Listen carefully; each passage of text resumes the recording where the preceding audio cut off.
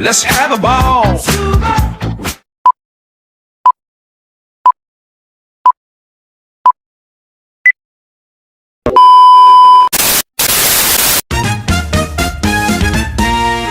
Kewirausahaan. Pertama kita akan membahas apa itu kewirausahaan. Kewirausahaan adalah proses untuk memulai bisnis yang memanfaatkan kreativitas dan inovasi.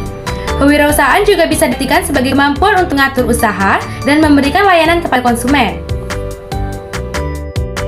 Ada beberapa jenis kewirausahaan, yaitu kewirausahaan kecil, kewirausahaan besar, kewirausahaan rintisan, kewirausahaan sosial, kewirausahaan di industri kreatif, kewirausahaan di retail, kewirausahaan mikro, dan kewirausahaan menengah.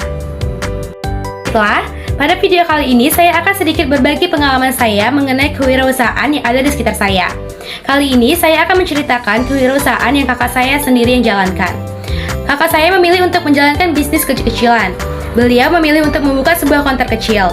Usaha yang kakak saya jalankan ini sudah beliau mulai dari tahun 2015, yang artinya itu sudah bermulai dari 9 tahun yang lalu.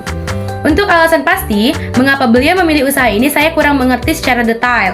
Namun yang saya ketahui, usaha ini mempunyai peluang dan harapan besar karena seperti yang kita ketahui bersama, bahwa semakin berjalannya waktu, maka semakin canggih pula alat komunikasi yang kita gunakan. Jadi saya rasa kebutuhan pasar menyangkut pesan data atau kuota internet ini sangat besar, yang artinya bisnis ini akan terus berjalan karena penggemar dan pemakainya yang semakin banyak. Baiklah, ide usaha. Untuk ide usaha yang kakak saya jalankan ini adalah pilihannya sendiri, bukan karena ikut-ikutan usaha yang sedang laris. Karena pada tahun 2015 itu, usaha konter ini belum booming atau meledak, khususnya di daerah kami. Masih sangat sedikit orang yang membuka usaha konter. Namun, seiring berjalannya waktu, orang-orang baru melihat peluang besar dalam usaha konter ini. Sekitar 4 tahun yang lalu, di daerah saya mulai banyak orang yang membuka usaha konter juga. Mulai saat itu juga, mulai banyak persaingan antara usahawan konter. Promosi atau strategi berjualan. Untuk cara promosi atau strategi berjualan yang kakak saya lakukan cukup mudah. Tidak ada syarat khusus yang kami lakukan. Kami hanya melayani pelanggan dengan sebaik mungkin dan membuat pelanggan kami merasa nyaman saat berbelanja di konter kami. Mungkin hal itulah yang membuat orang-orang yang balik dan berbelanja di konter kami. Untuk hal promosinya, kami juga tidak ada cara khusus karena sudah banyak promosi yang dilakukan oleh pelanggan kami sendiri. Promo yang dilakukan adalah dengan cara dari mulut ke mulut. Banyak pelanggan kami yang mempromosikan atau menyarankan orang yang mereka kenal untuk berbelanja ke konter kami. Selanjutnya kita akan membahas keuntungan dan kerugian.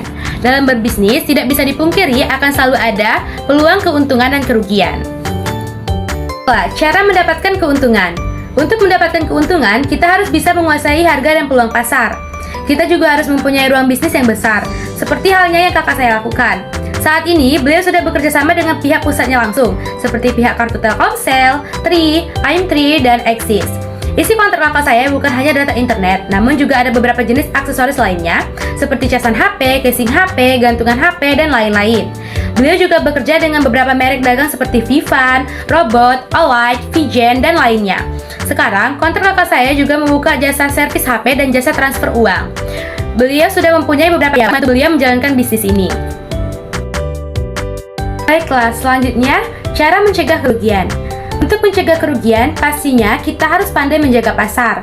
Kita juga harus bisa mengikuti kemauan dan harga pasar.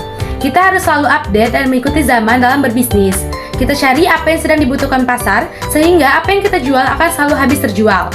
Kewaspadaan kepada pesaing lain juga kita terapkan. Karena, dalam menjalankan bisnis, pasti akan banyak pembisnis lain yang berusaha untuk menjatuhkan kita. Maka dari itu, kita harus mempunyai persiapan dan benteng pertahanan yang kuat.